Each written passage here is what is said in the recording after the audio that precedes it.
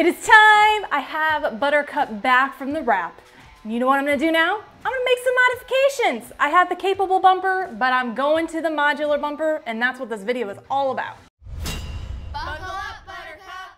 I have the capable bumper right here. This is what came with my Bronco. I did not order the modular bumper because at that time I'm like, I'm probably gonna use my bodyguard bumpers and stuff.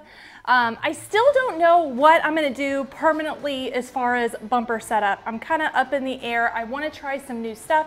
I still have all my bodyguard stuff, just not the rock sliders. So I'm still open. I'm open to suggestions. If you guys have any suggestions, what you wanna see, make sure to leave a comment. But I went ahead and bought this off of one of my friends. They went with, I think, the new JCR bumper.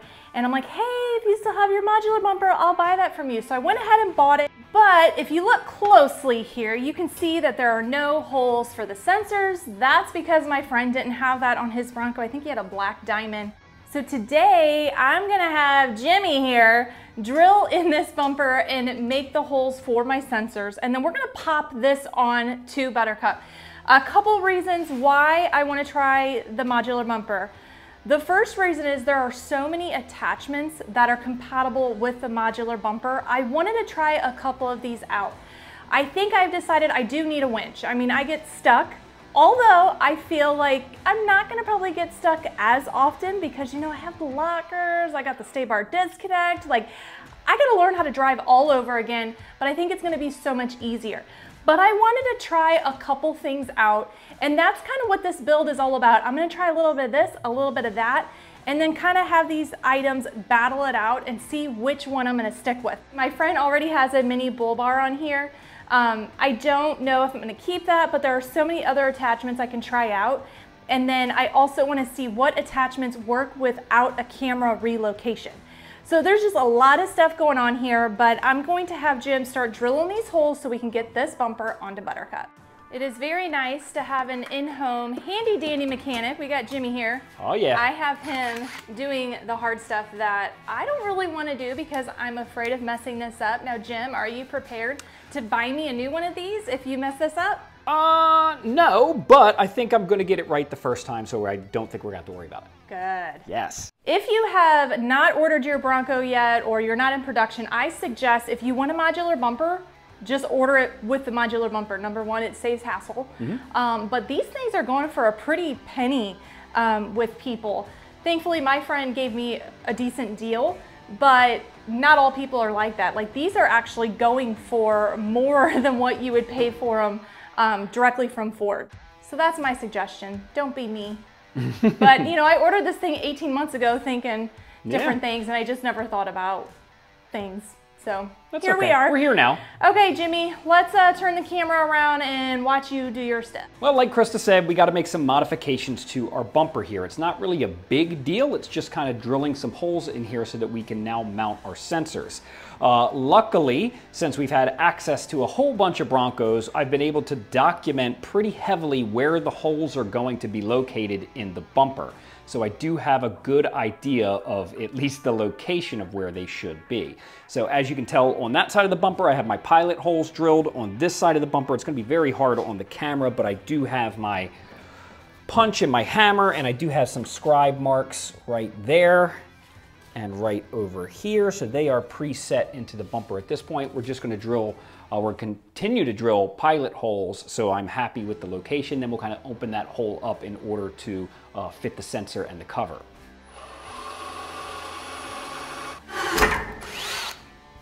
There we go. I want to talk a little bit about the capable bumper. A lot of people don't know that there are 3 different kinds of bumpers that the Bronco comes with. The base, like what I call the Little Tykes bumper, which is plastic, that is not this. This is metal, as you can see.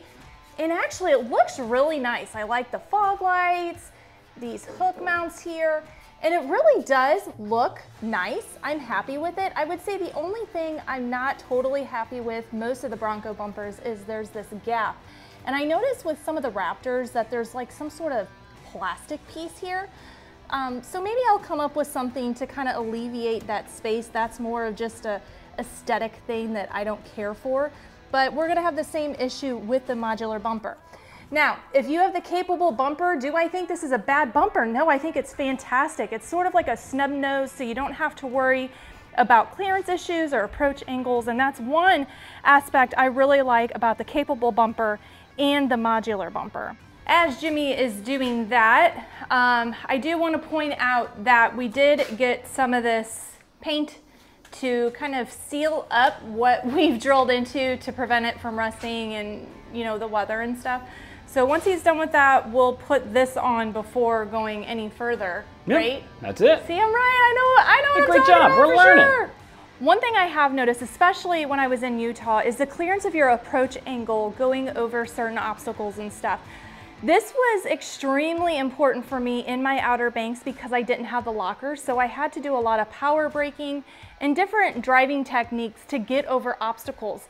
And when you have a bumper that is, you know, far from the body of the vehicle, or even if you have attachments to your modular bumper like a winch and stuff, if it's not sitting high up, you are going to have issues coming up to obstacles and rocks and things like that. So that's why I wanted to go with the modular bumper. I wanted to try a lot of different attachments and test it out off-road to see what attachments work better as far as approach angles and stuff like that.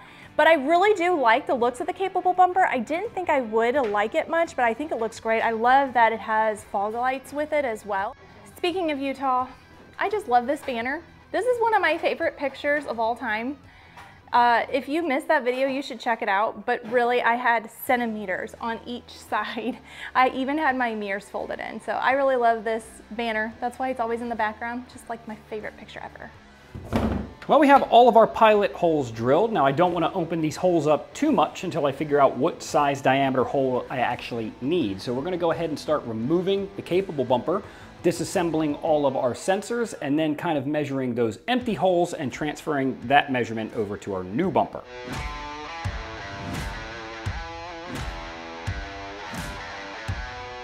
We got it off. The funny thing is, this Bronco is very clean, so there's no sand and dirt falling from the frame at all. That seems kind of strange. I don't even know who I am anymore. Right, usually this is like, I'm covered in dirt by now. Yeah. Here's proof that she's still just a pavement princess. Look at that. Completely spotless clean. Buttercup, come on. We gotta take you off-road, girl. Here's a look at the old bumper. It has been removed and completely disassembled. Now, a couple of things here. I was hoping it'd be as easy as just removing the bumper and being able to access things like the wiring harness and our sensors, but that wasn't quite the case. There's a couple of things like these plastic guards that have to be fully removed in order to access the back of the sensors and the wiring harness. More importantly, and I'll show you on this piece right here, our holes aren't exactly round. They are round with these kind of like little incisions in them, and every single hole has a different incision. As you can see here, the second one is different than the first one, and the third one and fourth one are different than both of these. And that, from what I can imagine, is for the coupler piece that goes into there. I will grab one of them right here. They kind of have a bevel on them. It might be hard to see here, but this doesn't actually sit flat. And I'm assuming that's so when it's on the front of the car, even though you have the curvature of the bumper, that this sensor still sits forward and it doesn't like rotate or twist around. So what that means is, instead of just drilling 4 gigantic holes, that means I'm going to have to get my die grinder out and also make these small indentations on the back of the hole. And so that's just a little bit more work than I was expecting, but it's not something that we can't overcome. So let's get going. You're making some headway here. I certainly am. Look at that. Whoa. Yeah, we got the first one in. That's a plus. That's good. I guess to just kind of give you a little mid-progress update here, I just want to show you what I'm doing. So right off the bat, I thought this would be a little bit easier than it is. Not that it's hard. Don't ask us how long we've been out in this garage. So I have had to, I will tell you full disclosure, I have had to make a run to my local hardware store. Didn't quite have exactly what I needed, but you know what? The guy that has every tool and every bit and everything imaginable didn't have something. I almost see it as an excuse just to go there and buy more stuff. Who knows? If I came back with like 50 other things, then maybe.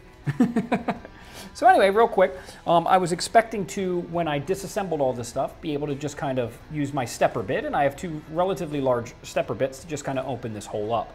Unfortunately, the hole for the bumper is relatively large, much larger than I had an actual stepper bit. So what I ended up doing is going to my hardware store and having to buy a 1-inch hole saw right here, just that bad boy right there.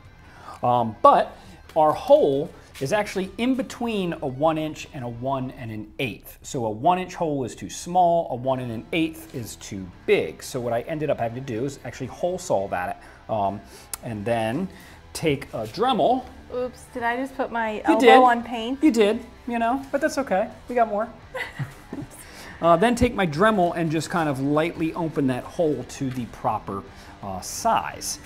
And since I've done that, you can see that one is done. I've got one in there, make sure it's set fine. And then this one has the paint drying. Well, it had the paint drying. I might have to add another coat or so. But with all that said, it is doable. Absolutely. But like I said earlier, if you want the modular bumper, it's easier just to order it from Ford. I would say so. To accommodate your sensors if you have the sensors. Yeah, if you don't have somebody who's capable of doing this and you're thinking, oh, maybe I can just catch a bumper off Marketplace or something like that, a few dollars cheaper. I mean, it's an extensive amount of work. Yeah, it's not worth it, in my opinion. Just pay at one point it was like a $695 like add-on or something, which isn't bad for a bumper, but I'm gonna let him finish it up, and then I'm gonna go inside in the air conditioning. If you can't tell, it's hot. I mean, I can see that I'm glistening. It's so hot out here. But I'm gonna go in and edit videos. Ooh, that sounds good. Yeah, I'm gonna edit your bumper. I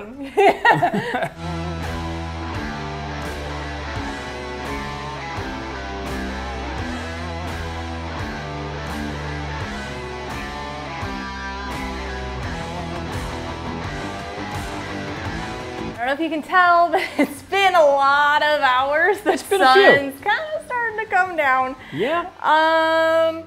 Don't do this. I'll tell you what, it was a little bit harder than I expected, but all in all, it can be done. But I will tell you, if you can purchase this bumper already prepped, I would do that 10 times over before attempting to do this job again. We ran into a lot of different situations. First is the bracketry for the back of the bumper. So what attaches the bumper to the frame of it, right? Kind of. I mean, bracketry of like the harness and stuff. It doesn't fit because it was made to not have that wiring harness there and those sensors. Yeah, so the crash bar stuff behind the physical bumper must be different on the vehicles that have the sensors, because once you go to try to put that crash bar assembly back together, there's no room or clearance for the connector or anything behind the bumper. So I did have to kind of make some additional adjustments with some holes back there, so now the connectors physically stick through the crash bar from behind. You can't see it from the front. Yeah, and it's just been kind of a pain, but he made it happen for me. Oh yeah. Good job, Jimmy. Hey, thanks. Give him a thumbs up on this video for doing such a good job. Do it. But now we have it together. Jim is finishing up securing the harness. I'm gonna go in and make sure it works. Are you ready for this, Jim? I'm ready. All right. It is the moment of truth. Hopefully there's no errors. So far so good. Yes, I have no gas. All right, I think we are good. Oh, this air conditioning feels so nice. All right, looks like we did a successful job. Looks good. I don't know if I'm gonna keep this mini bull bar on there. I'll probably take it off after this video because I wanna see what it looks like without it. Even though I've seen 100 Broncos with a modular bumper, I haven't seen a Buttercup with just a modular bumper. Good job, Jimmy. Oh man, so it must have worked, huh? It worked. That's good. After a long, hot day of trying to get this thing figured out. We got it figured out. I'm really excited now. The mini bull bar is on there, but I have a whole garage full of stuff, just a sneak peek of things I'm going to be putting on this modular bumper to see what I want or what I don't want. So that's probably coming up here in the next couple videos. But is it easy to switch from a capable bumper to a modular bumper? Yes, if you have one that's compatible with your Bronco, if you have the sensors and stuff. Otherwise, it is not as easy as one would think. But that's going to wrap it up for this video, guys. Until next time, buckle up, Buttercup.